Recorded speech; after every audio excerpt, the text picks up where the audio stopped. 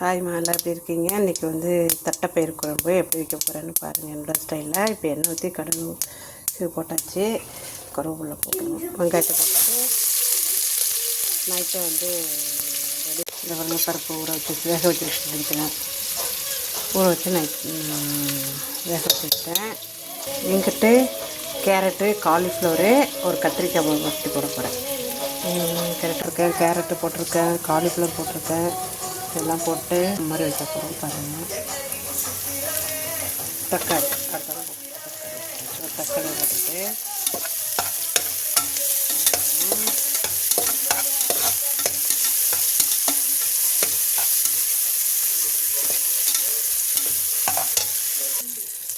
பாருங்கள், வெங்காயம் தக்காளிலாம் போட்டு வச்சு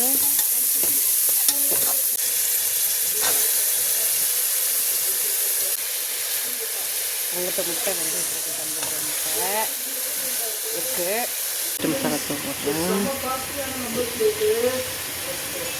ஒரு ஸ்பூன் போட்டுருக்கேன்.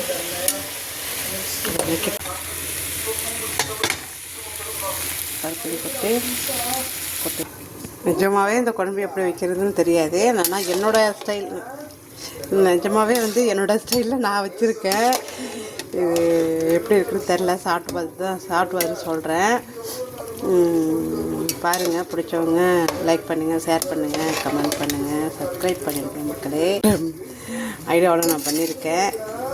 இது வந்து வேணால் நம்மளுக்கு நான் தேங்காய் அரைச்சி ஊற்ற மாட்டேன். வேணுங்கிறவங்க சோம்பு போட்டு தேங்காய், பச்சை மிளகாலாம் அரைச்சி போட்டிங்கன்னா, தேங்காய் இங்கே ரொம்ப நீளம் யூஸ் பண்ண மாட்டோம்.